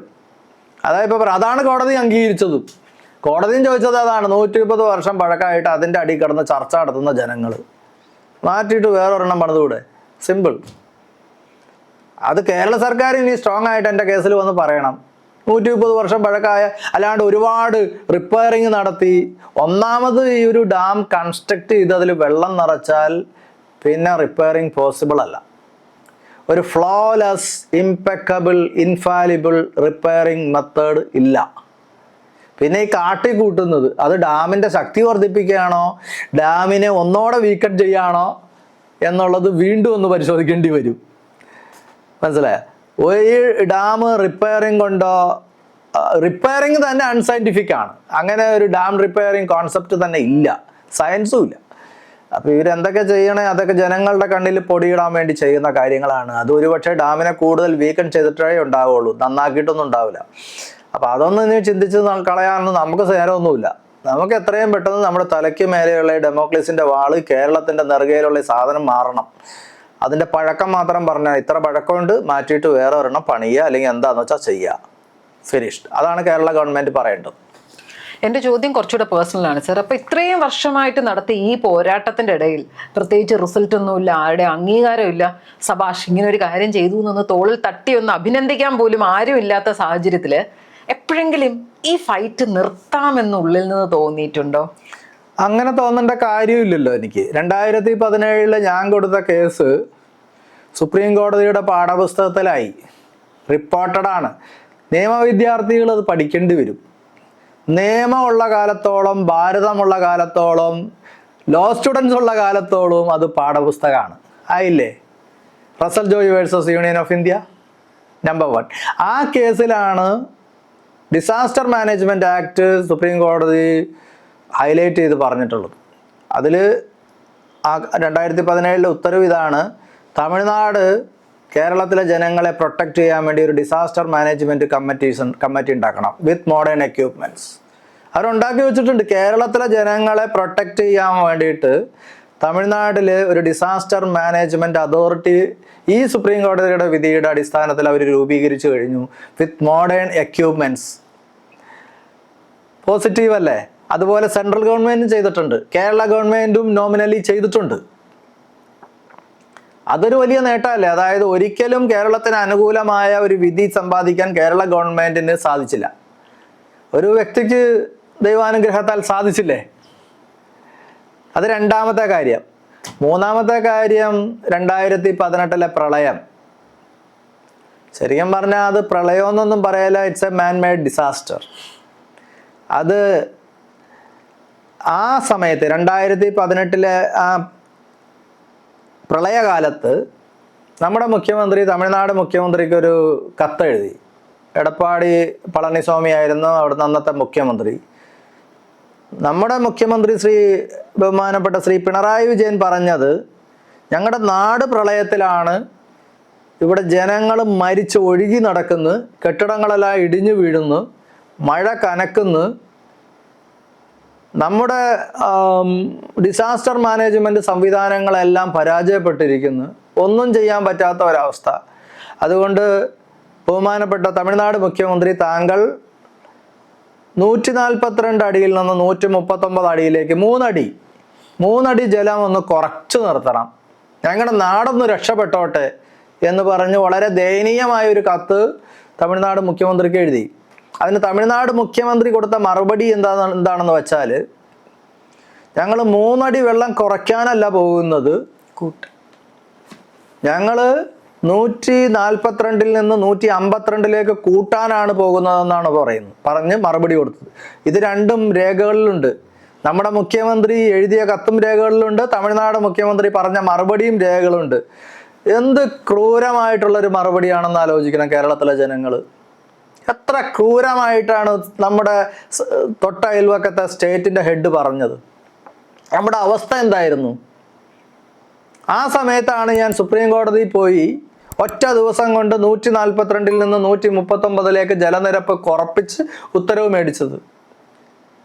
അതൊരു നേട്ടമല്ലേ? ഒരു ഗവൺമെൻറ് പരാജയപ്പെട്ടെടുത്ത് ഒരു വ്യക്തി ജയിച്ചത് നേട്ടമല്ലേ? പിന്നെ എന്തിന് ഞാൻ നിരാശപ്പെടണം? ഇപ്പോൾ അത് രണ്ടാമത്തെയും മൂന്നാമത്തെയും വിധിയായി. ഇനി ഇത് പൊളിച്ചു കളയണം, ഇത്രയേ ഉള്ളൂ. പൊളിപ്പിക്കും, ആർക്കും ഒരു സംശയം വേണ്ട. മനസ്സിലായോ? പൊളിപ്പിക്കും. സർ, ഇനി ഞാനൊന്ന്, സർ ഇത്രയും പറഞ്ഞ സ്ഥിതിക്ക് ഞാൻ ഇനിയൊന്ന് തമിഴ്നാടിൻ്റെ സൈഡ് എടുക്കുകയാണ്. തമിഴ്നാട് പറയുന്നത് ഇപ്പോൾ തേനി, ഡിണ്ടിഗൽ, ശിവഗംഗ, ഒത്തിരി സ്ഥലത്തെ കർഷകർ അവരുടെ ആ ഒരു കൃഷി നടത്താൻ വേണ്ടിയിട്ട് 100 വർഷത്തോളമായി ഈ ഒരു വാട്ടർ സോഴ്സിനെയാണ് ഡിപ്പെൻഡ് ചെയ്യുന്നതെന്നാണ് അവർ പറയുന്നത്. പക്ഷെ താങ്കൾ പറയുന്നത് എന്താ വെച്ച് കഴിഞ്ഞാൽ അവർ ഇൻഡസ്ട്രിയൽ ആയിട്ട് കൂടുതൽ ഇതാക്കാനാണ്. അങ്ങനെയല്ല, ഇത് നമുക്ക് ശരിക്കും ഒരു ബാക്കപ്പ് ഡേറ്റ ഉണ്ടോ സർ? അല്ലെങ്കിൽ അങ്ങനെ ഒരു കാര്യം ആലോചിക്കുകയാണെന്നുണ്ടെങ്കിൽ ഒരിക്കലും ജീവിതവും ജീവിതമാർഗവും തമ്മിൽ നമുക്ക് താരതമ്യപ്പെടുത്താൻ ഒക്കില്ല. കാരണം കേരളത്തിലെ ജനങ്ങൾക്ക് സാറ് പറഞ്ഞ പോലെ ഒരു ജീവിതവും തമിഴ്നാട്ടിലെ ജനങ്ങൾക്ക് അത് ജീവിതമാർഗവും ആയിക്കോട്ടെ. പക്ഷെ എന്നാലും അത് നമ്മൾ കൺസിഡർ ചെയ്യേണ്ട ഒരു ഓപ്ഷൻ, ഒരു കാര്യമാണോ? അല്ലെങ്കിൽ ഒരു ഓൾട്ടർനേറ്റീവ് അവർക്ക് എന്ത് ചെയ്യാൻ പറ്റും എന്നുള്ളതിനെക്കുറിച്ച് നമ്മൾ ആലോചിച്ചില്ലെങ്കിലും അവരുടെ ഭാഗത്തു നിന്ന് അതൊരു ചിന്തയായിരിക്കില്ലേ സർ? ഇത് നമ്മളെ പ്രബുദ്ധരായ നമ്മളെ പറ്റിക്കാൻ വേണ്ടി ബുദ്ധിമാന്മാരായ തമിഴന്മാർ പറയുന്നതാണ്. ഈ 5 ജില്ലയിലെ 4 ജില്ലകളും നാഷണൽ ആവറേജിനേക്കാൾ മഴ പെയ്യുന്ന സ്ഥലങ്ങളാണ്. ഏതോ ഒരു അറേബ്യയിലോ എവിടെങ്ങാണ്ട് കിടക്കുന്ന ഒരു പാടം കാണിച്ചിട്ട് ഇതാണ് തമിഴ്നാടെന്ന് പറഞ്ഞ് വർഷങ്ങളായിട്ട് ഇവർ സുപ്രീം കോടതിയെ വഞ്ചിക്കുന്നു. സുപ്രീം കോടതിയുടെ സിമ്പതി നേടുന്നു. ഞങ്ങളുടെ സ്ഥലം ഇതാണ്, ഇങ്ങനെ വരണ്ട് കിടക്കുന്ന സ്ഥലമാണ് എന്ന് പറഞ്ഞിട്ട്. അത് സുപ്രീം കോടതിയിൽ കേസ് ജയിക്കാൻ അവരുപയോഗിക്കുന്ന ശക്തമായ ഒരു കാര്യമാണ്.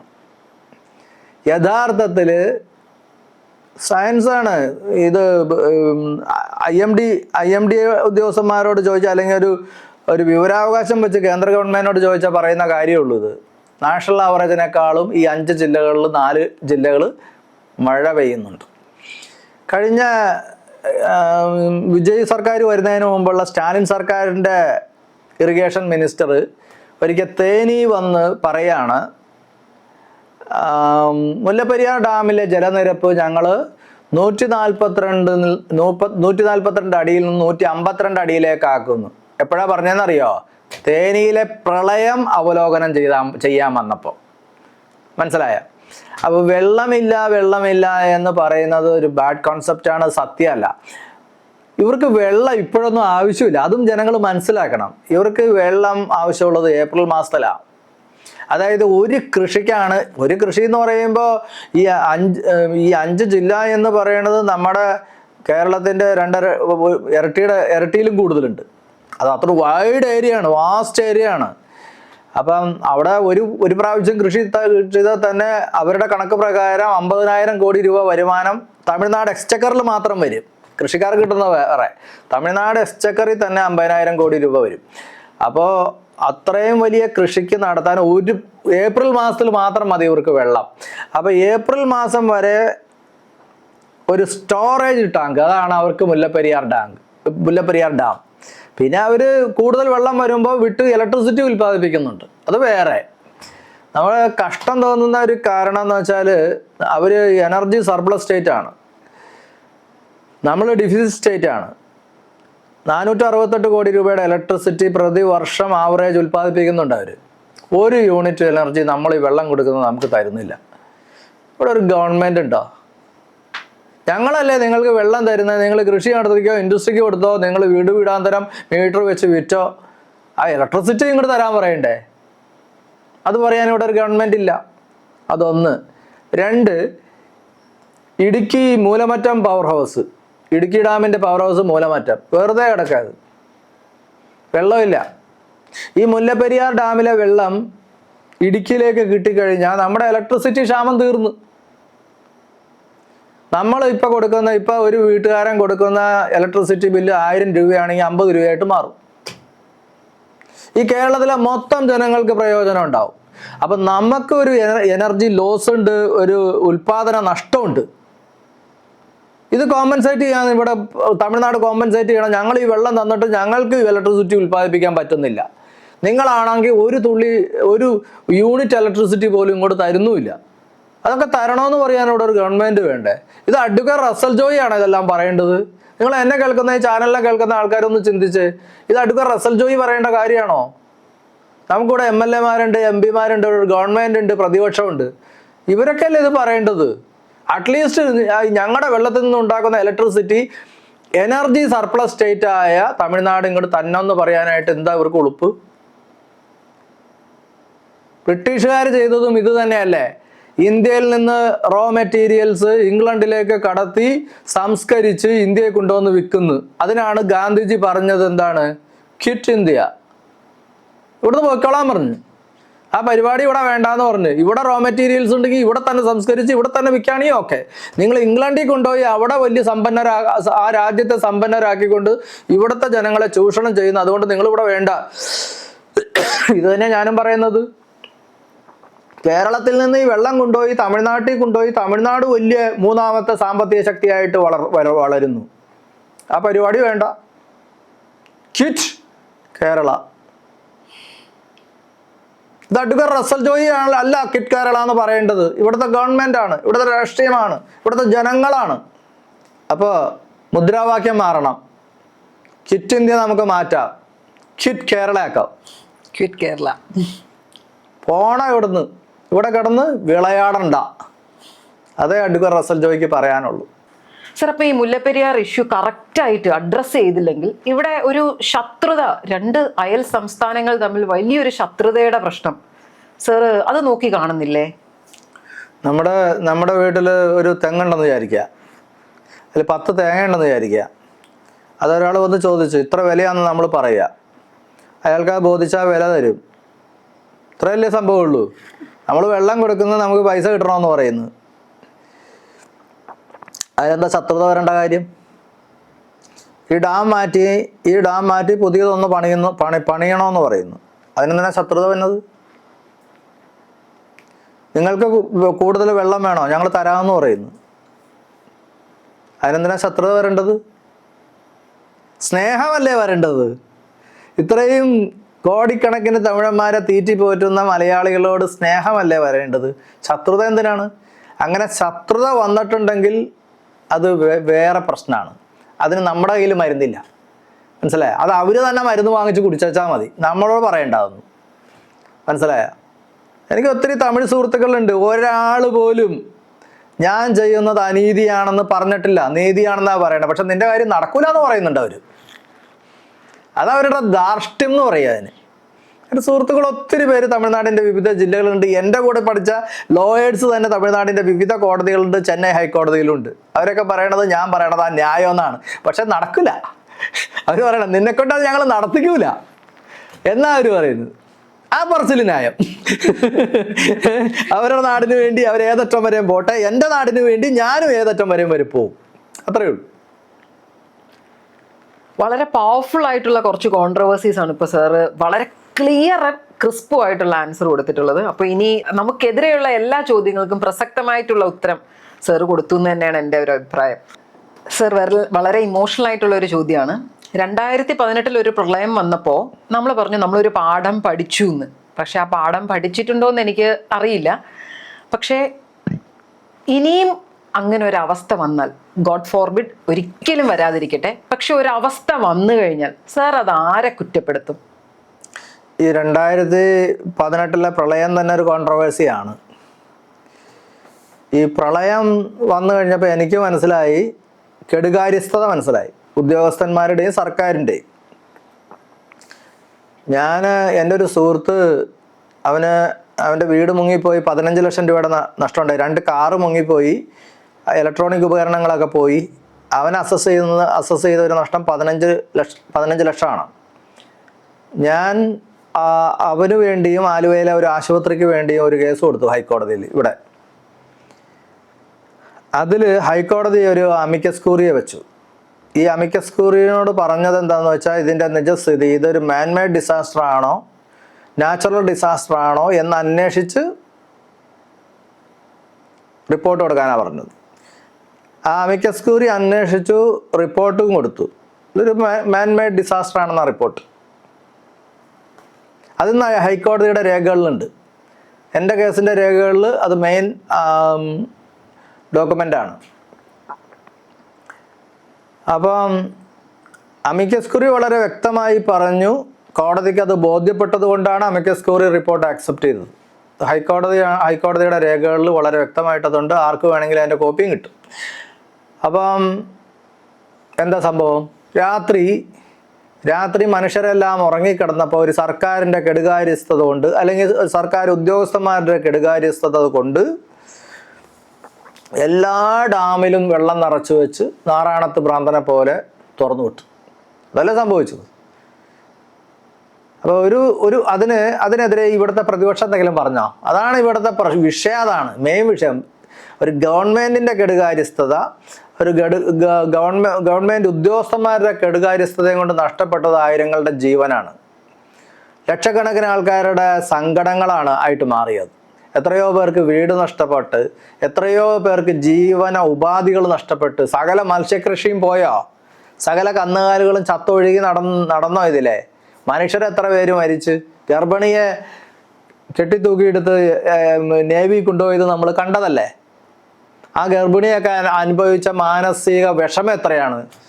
ഏതെങ്കിലും രൂപയുടെ കണക്കിൽ ഈ നാട്ടിലെ ജനങ്ങൾ അനുഭവിച്ച ദുരിതത്തിന് പറയാൻ പറ്റും? ഇത്ര രൂപയുടെ ദുരിതം എന്ന് അനുഭവിച്ചെന്ന് പറയാൻ പറ്റുമോ? പറയാൻ പറ്റാത്ത തീവ്രമായ ദുഃഖമാണ് ഈ നാട്ടിലെ ജനങ്ങൾ അനുഭവിച്ചത്. അപ്പോൾ പ്രതിപക്ഷം, ഈ നാട് മുഴുക്ക മനുഷ്യച്ചങ്ങലയും ബന്ധും ഹർത്താലും നടത്തുന്ന പ്രതിപക്ഷം ഇതിനെതിരെ പ്രതികരിച്ചോ? എന്തെങ്കിലും ചെയ്തോ? നിയമസഭയിൽ ഒരു അടിയന്തര പ്രമേയം കൊണ്ടുവന്നോ? അല്ലെങ്കിൽ ഒരു നോട്ട് കോൺഫിഡൻസ് മോഷൻ കൊണ്ടുവന്നോ? ഈ സർക്കാരിൽ ഞങ്ങൾക്ക് വിശ്വാസമില്ല, പിരിച്ചുവിടണമെന്ന് പറഞ്ഞോ? ഒന്നും ചെയ്തില്ലല്ലോ. അപ്പോൾ ജനങ്ങളുടെ ഭാഗത്ത് ആരാ ഉള്ളത്? നിസ്സഹായരല്ലേ നമ്മൾ? അല്ലേ? നമ്മുടെ വീട്ടിൽ എൻ്റെ ഒരു സുഹൃത്ത് പറഞ്ഞത്, എൻ്റെ വീട്ടിൽ വെള്ളം കയറി ഓരോ അടി പൊങ്ങി എൻ്റെ വീട്ടുപകരണങ്ങളും വീട് മുങ്ങിപ്പോയപ്പോൾ എനിക്ക് തോന്നിയത് ആരോ എൻ്റെ കരണത്തടിച്ചത പോലെയാന്ന് തോന്നിയത്. ശരിയല്ലേ? അനുഭവിച്ചവർക്ക് അത് മനസ്സിലാവും. എന്നെ കേൾക്കുന്ന ആലുവയിലും മലയാറ്റൂരും കാലടിയിലും പെരുമ്പാവൂരും പറവൂരും, മുഖ്യമന്ത്രിയുടെ കോൺസ്റ്റിറ്റ്യുവൻസി പറവൂരും പുത്തൻവേലിക്കരയും മാളയിലുള്ള ജനങ്ങൾക്ക് മനസ്സിലാവും, ചാലക്കുടിയിലുള്ള ജനങ്ങൾക്കൊക്കെ മനസ്സിലാവും. പിന്നെയുണ്ട് ഒരുപാട്, അങ്ങോട്ട് കിഴക്കോട്ട് പോയ ഒരുപാട് സ്ഥലങ്ങളുണ്ട്. ആ ജനങ്ങൾക്ക്, എന്നെ കേൾക്കുന്ന ആ ജനങ്ങൾക്ക് ഇത് മനസ്സിലാവും. അവരുടെ വ്യാധി, ദുഃഖം, കഷ്ടപ്പാട്. ആലുവയിലുള്ള ഒരു കോടീശ്വരൻ എല്ലാ ക്യാമ്പിലും ഫുഡ് എത്തിക്കാനോ ഫുഡ് കിട്ടാനുള്ള ഒരു സ്കാർസിറ്റി ഒക്കെ ഉണ്ടായി. ഒരു ക്യാമ്പിൽ രാവിലെ മുതൽ ആൾക്കാർ പട്ടിണിക്ക് ഇരുന്നിട്ട് ആകെ കിട്ടിയത് ഒരു 1-2 കൊല റോബസ്റ്റ വാഴപ്പഴമാണ്. അത് എല്ലാവർക്കും ഓരോന്ന് വീതം കൊടുക്കാനേ ഉണ്ടായുള്ളൂ. അത് ഒരു കോടീശ്വരൻ എന്നോട് ചോദിച്ചു, ഒരു പഴം കൂടി തരുമോന്ന്. മനുഷ്യന്റെ അവസ്ഥയാണത്, കണ്ണാലെ കണ്ടതാണ്. ഒരു പഴം കൂടി തരുമെന്ന് ഒരു കോടീശ്വരനായ വ്യക്തി ചോദിച്ച്. മനുഷ്യന്റെ അവസ്ഥ, ആ അവസ്ഥയിലേക്ക് ഈ നാട്ടിലെ ജനങ്ങളെ എത്തിച്ചത് ഈ നാട്ടിലെ സർക്കാരാണ്.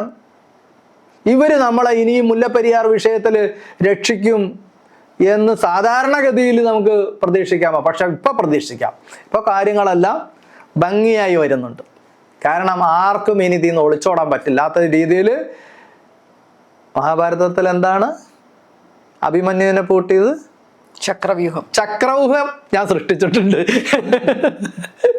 ആർക്കും ഇനി ഇതിൽ നിന്ന് രക്ഷപ്പെട്ടു മാറാൻ കഴിയില്ല.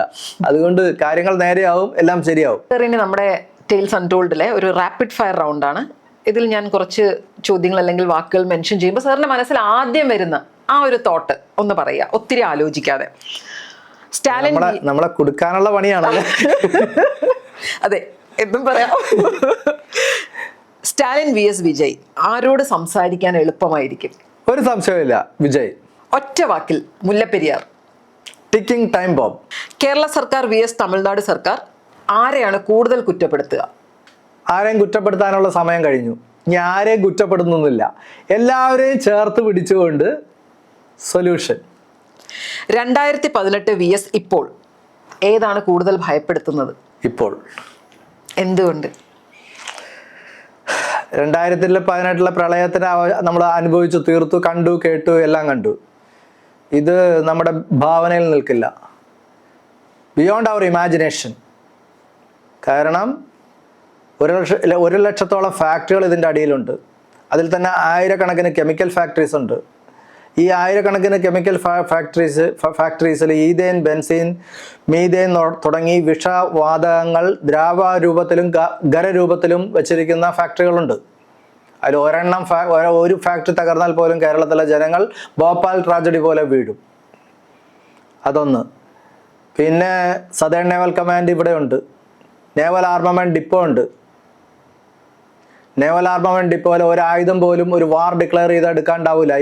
ഈ ഡാം തകർന്ന ചെളി മൂടി കിടക്കുകയാണെങ്കിൽ ചൈന ഒരു വാർ ഡിക്ലെയർ ചെയ്തു എന്ന് വിചാരിക്കാം. ഒരു എയർക്രാഫ്റ്റ് ഇവിടുന്ന് പൊങ്ങോ? ഒരു വാർ പ്ലെയിൻ ഇവിടുന്ന് പൊങ്ങോ? ഇല്ലല്ലോ.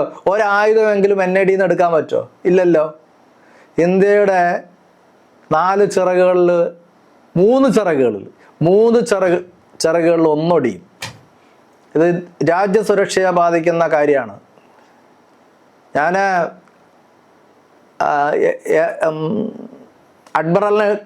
അഡ്മിറലിന് കത്തെഴുതിയായിരുന്നു. അഡ്മിറൽ തന്ന മറുപടി എന്താണെന്നറിയോ? ഇത് സുപ്രീം കോടതിയുടെ പരിഗണനയിലാണ്. ബോള് അങ്ങോട്ട് തട്ടി, സുപ്രീം കോടതിയിലേക്ക് തട്ടി. മനസ്സിലായ? അപ്പോൾ ഞാൻ പറഞ്ഞത് തെറ്റാന്ന് പറഞ്ഞില്ല. ഇവിടുത്തെ സദേൺ നേവൽ കമാൻഡ് ഞാൻ പറഞ്ഞ കാര്യങ്ങളിൽ ഒന്നുപോലും തെറ്റാന്ന് പറഞ്ഞില്ല. ആകെപ്പാടെ പറഞ്ഞത് ഇത് സുപ്രീം കോടതിയുടെ പരിഗണനയിലാണ് എന്നുള്ളതാണ്. പക്ഷേ ഒരു രാജ്യ സുരക്ഷയെ സംബന്ധിച്ചിടത്തോളം സുപ്രീം കോടതിയല്ല അൾട്ടിമേറ്റ്. അത് അവർ വിട്ടുപോയി. ഒരു രാജ്യ സുരക്ഷയെ സംബന്ധിച്ചിടത്തോളം അൾട്ടിമേറ്റ് സുപ്രീം കോടതിയല്ല, സദേൺ നേവൽ കമാൻഡ് തന്നെയാണ്, അല്ലെങ്കിൽ ആർമിയും നേവിയും എയർഫോഴ്സ് തന്നെയാണ്. സുപ്രീം കോടതിയെ എൻ്റെ ലെറ്റർ കിട്ടിയപ്പോൾ വേണ്ട രീതിയിൽ കാര്യങ്ങൾ ധരിപ്പിക്കാൻ ഒരു കത്ത് മുഖേനയോ ഒരു ഇമെയിൽ മുഖേനയോ ഏതെങ്കിലും മാധ്യമങ്ങളിലൂടെ കൃത്യമായ വസ്തുത സുപ്രീം കോടതിയെ ധരിപ്പിക്കേണ്ട ധാർമ്മിക ഉത്തരവാദിത്തം സദേൺ നേവൽ കമാൻഡിനുണ്ടായിരുന്നു. അത് ചെയ്തിട്ടില്ല എന്നുള്ളത് എന്താണെന്ന് അവർക്കറിയാം. അതിൽ രാഷ്ട്രീയമായ ഇടപെടലുണ്ടോ എന്നും എനിക്കറിയില്ല. ഏതായാലും അവർ ചെയ്യേണ്ടിയിരുന്നത് യഥാർത്ഥ വസ്തുത സുപ്രീം കോടതിയെ അറിയിക്കുക തന്നെയായിരുന്നു. സർ, ഒറ്റ വാക്കിൽ പറയൂ, സുപ്രീം കോടതി എന്ന് പറയുമ്പോൾ ഫാസ്റ്റ് ആണോ സ്ലോ ആണോ?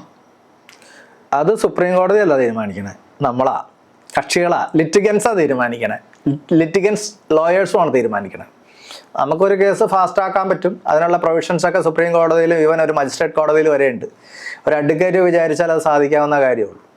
അപ്പോൾ ഈ സെഞ്ചുറി 62 തുടങ്ങിയ നിയമവ്യവഹാരങ്ങളാണിത്.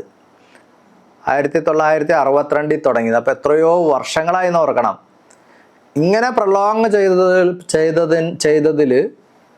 ചെയ്തതിൻ്റെ ഒരു പ്രധാന കാരണം ഇവിടെ കാലാകാലങ്ങളിൽ മാറി മാറി ഭരിച്ചുകൊണ്ടിരുന്ന സർക്കാരുകളാണ്. ഒരു സംശയം അതിൻ്റെ അകത്ത് വേണ്ട. ഇനി അവരുടെ കുറ്റം നോക്കി നടക്കാൻ നമുക്ക് സമയമില്ല കേട്ടോ. നേരത്തെ പറഞ്ഞു, ഇനി അവരെയും കൂടി ചേർത്ത് പിടിച്ചൊരു പരിഹാരത്തിലേക്കാണ് നമ്മുടെ ശ്രമം. കുറ്റം ഇനി ആരെയും കുറ്റം പറഞ്ഞിട്ട് എന്താ കാര്യമുള്ളത്? നമ്മളിവിടെ ചത്ത് മലച്ച് കിടക്കാതിരിക്കാൻ നോക്കണോ, ഇവന്മാരുടെ കുറ്റം നോക്കി നടക്കണോ? ഏതാ വേണ്ടേ? ആരുടെയും കുറ്റം നോക്കി നടക്കേണ്ട കാര്യം ഇനിയില്ല. കാരണം ഇനി ഇത് ഇമ്മീഡിയറ്റ് സൊല്യൂഷനാണ് നമുക്ക് വേണ്ടത്. സർ, ഇപ്പോൾ ഞങ്ങളുടെ ഈ ഇൻ്റർവ്യൂ സെഗ്മെൻ്റ് ക്ലോസിങ് ചോദ്യം. സർ, ഇപ്പോൾ മുല്ലപ്പെരിയാർ നമ്മൾ ഒത്തിരി സംസാരിച്ചിട്ടുള്ള ഒരു ഇഷ്യൂ ആണ്. സാറിൻ്റെ ഒരു ഇടപെടൽ കാരണം ഒരുപാട് മുന്നോട്ട് പോയിട്ടുണ്ട്. പക്ഷേ as advocate Russell Joy, Mullaperiyar issue എന്നതിൽ നിന്ന് വിട്ടിട്ട് താങ്കളുടെ കരിയറിൽ താങ്കൾക്ക് പറയാനുള്ള കുറേ കാര്യങ്ങൾ, ഒത്തിരി കാര്യങ്ങൾ സാർ ഇടപെട്ടിട്ടുണ്ടെന്ന് ഞങ്ങൾക്കറിയാം. ട്രൈബൽ കേസസ്, പിന്നെ ഒത്തിരി ലോട്ടറിയുടെ സിംഗിൾ ഡിജിറ്റ് നിർത്തലാക്കി, അന്യസംസ്ഥാനം നിർത്തലാക്കി, അങ്ങനെ ഒത്തിരി കാര്യങ്ങൾ. അതിൽ നിന്ന് എന്തെങ്കിലും ഒരു കഥ നമ്മുടെ പ്രേക്ഷകർക്ക് വേണ്ടിയിട്ട് പബ്ലിക്കിൽ ഒത്തിരി ഡിസ്കസ് ചെയ്യാത്ത ഏതെങ്കിലും 1-2 കഥകൾ. എൻ്റെ പാരൻസ് രണ്ടുപേരും ഡോക്ടേഴ്സായിരുന്നു. അപ്പോൾ എൻ്റെ പാരൻസ് എപ്പോഴും പറയായിരുന്നു, ഈ രോഗം മനുഷ്യ ശരീരത്തിൽ മാത്രമല്ല, എല്ലാ മേഖലകളിലും ഉണ്ട്. അപ്പോൾ ഒരു ഡോക്ടർ സമസ്ത രോഗങ്ങൾക്കും പ്രതിവിധി നിശ്ചയിക്കുന്ന ഭിഷഗ്വരനാവണം എന്ന് പറയാറുണ്ട്. അപ്പോൾ ഈ സമൂഹത്തിൽ ബാധിച്ച അർബുദങ്ങളുണ്ട് പലതും. ക്യാൻസറസ് ആയിട്ടുള്ള സെൽസ് ഉണ്ട്. ഒരു വക്കീൽ എന്നുള്ള നിലയിൽ അത്തരം അർബുദങ്ങളെ നീക്കം ചെയ്യേണ്ടത് തന്നെയാണ് ഈ സമൂഹത്തിൽ നിന്ന് എനിക്ക് തുടക്കം മുതലേ അറിയായിരുന്നു. ഞാനങ്ങനെ ഒത്തിരി കാര്യങ്ങൾ ചെയ്തിട്ടുണ്ട്. സ്വയം ആരോടും പറഞ്ഞിട്ടില്ല. ഇപ്പം ടിൻഡു ചോദിച്ചുകൊണ്ട് മാത്രം പറയുന്നതാണ്. എനിക്ക് ആരോടും പറയേണ്ട ഒരു ആവശ്യമില്ല. അപ്പോൾ ഈ മുല്ലപ്പെരിയാർ വിഷയത്തിന് കുറച്ചുകൂടെ ഒരു ബൂസ്റ്റ് കിട്ടിക്കോട്ടെ എന്ന് വിചാരിച്ചാൽ ഞാൻ പറയുന്നത്. ഞാൻ കണ്ടിട്ടുള്ള ഒരു കാര്യം എന്ന് വെച്ച് കഴിഞ്ഞാൽ ട്രൈബൽസിൻ്റെ പ്രോബ്ലംസാണ്. കാട് മുഴുവൻ അവരുടെ ആയിരുന്നു. ഈ കാട്ടിൽ നിന്ന് അവരെ ആട്ടി ഓടിച്ചിട്ട് ഈ കാട് കയ്യേറി 1000 ഏക്കർ 2000 ഏക്കർ കൈവശം വച്ചിരിക്കുന്ന പല ആളുകൾ ഇവിടെ ഉണ്ട്.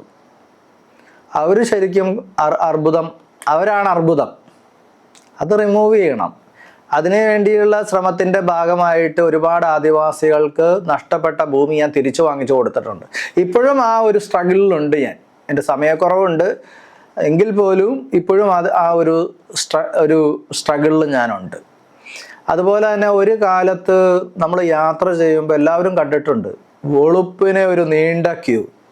നിങ്ങളുടെ മനസ്സിലേക്ക് ഇപ്പോൾ ഓടി വരുന്നത് ബിവറേജസ് കോർപ്പറേഷൻ്റെ ഔട്ട്ലെറ്റ്സ് ആയിരിക്കും.